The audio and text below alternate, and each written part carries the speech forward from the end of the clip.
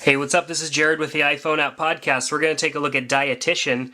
Now, I started using Dietician, and I realized that the more I use it, the less I'll have to show you. So, when you launch, basically it's going to give you a disclaimer, which, obviously apps and stuff like this are no replacement for hiring somebody, like a dietitian or something like that. These are just kind of to give you an idea, but this app will do a pretty good job. So you got to go in and enter some of your information, what type of diet plan and meal variety you want, how much preparation effort, and it gives you kind of an idea of what that's going to look like. So as you fill these out, it's going to be able to give you ideas. So, I can throw in, different things that I want in my meals, which of course is pretty much everything because I like food. So now I got to enter in some of my information. So let's do that.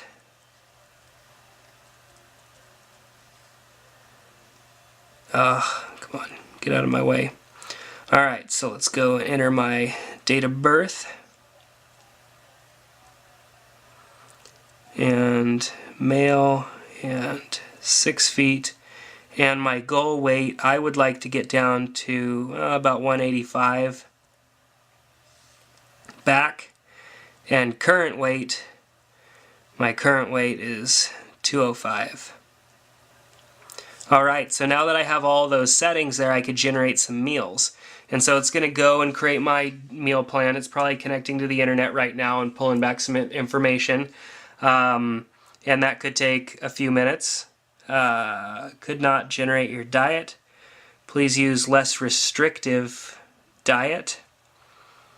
Let's just say a balanced meal plan then. And how about medium? I didn't necessarily think that it was going to be that. I wasn't being that finicky on my selection, so let's see how it does now. Now that I've kind of widened my thoughts. Less restrictive. Now, I don't necessarily... blocked foods. Oops.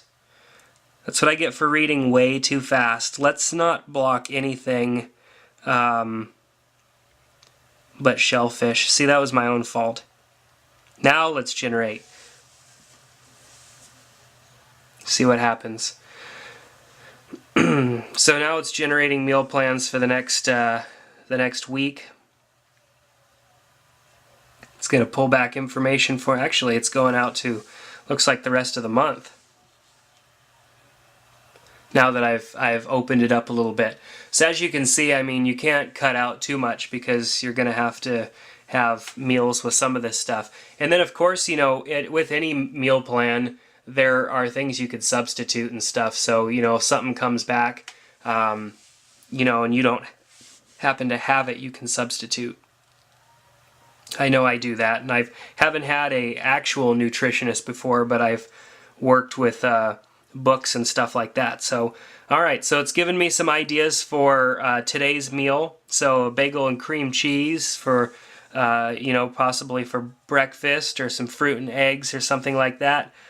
Just give me some ideas right here. I can go and click on meals, and I can look at my meals, my meal ideas by date that it brought. So it's giving you different stuff all the time. So the idea of, okay, eating right means that I have to have a shake for breakfast, a shake for lunch, and a sensible dinner is, kind of far-fetched, because they're giving you all kinds of good stuff, like a BLT salad. I mean, that sounds pretty good to me. Chicken and cheese quesadilla, grilled chicken salad. I mean, come on, that sounds pretty good to me. And then you have a weight tracker, so you can go in and you can track your weight as well to see if this diet's actually working for you, or maybe you might have to, make it be a little bit more strict, because everybody's body is different and, works with the amount of calories and food intake differently. So, like I tend to, if I want to lose weight, have to cut out a lot of calories compared to what I would like to eat. So, it just really, depends on how it works. So, groceries, what's really neat is it actually tells you what groceries you're going to need to buy. And I think that's great, because I don't necessarily know what some of these things require in order to make. So it gives you a grocery list of all of these things, and you can choose, today, tomorrow, 7 days, or 14 days, so that you can really buy in advance. And then, of course, you've got some options here: generate new plan, or generate additional meals, just in case you weren't cool with the amount that it gave you, which is quite a bit. So let's take a look at this broccoli deal here. It gives us the ingredients, the name, and preparation, and all the nutritional facts. So I mean, that's amazing. This app basically is a nutritionist because it's giving us all the information. It's even teaching us how to make it. It's telling us what to get and how much of what to get so that we can make these meals. So this is a great app. I've been using a app that's kind of a calorie logger, and I've been logging calories and stuff, and sometimes I'll look things up to see how many calories they are before I eat them. But this is really neat here because now we're looking at this meal that's got a certain amount of calories and carbs and fat and everything, and a good amount of protein. And I mean, this sounds great to me. So 17 minutes to prepare it, that's not really too bad. So I think that this app really has hit the mark. I think everything's great about this app. I don't have any complaints about it, except for the fact that I entered the information in wrong at the beginning. One thing that I always have an issue with is the little eye icon up here in the top corner. And if it's in the top corner or the bottom corner, I seem to really often have issues. And it may be because, there we go. Yeah, I was going to say it should work, but I tend to have issues sometimes with those little icons because they're so tiny. I would rather see stuff like that under options or whatever.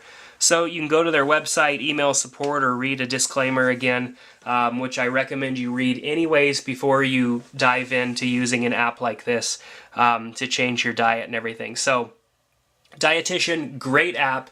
Definitely check it out if you're looking to, it's not too late to get started on, a New Year's resolution of trying to lose a couple pounds. So this app would be great for you. So that's going to do it for today's podcast. Thanks for checking it out. We'll see you next time on the iPhone App Podcast.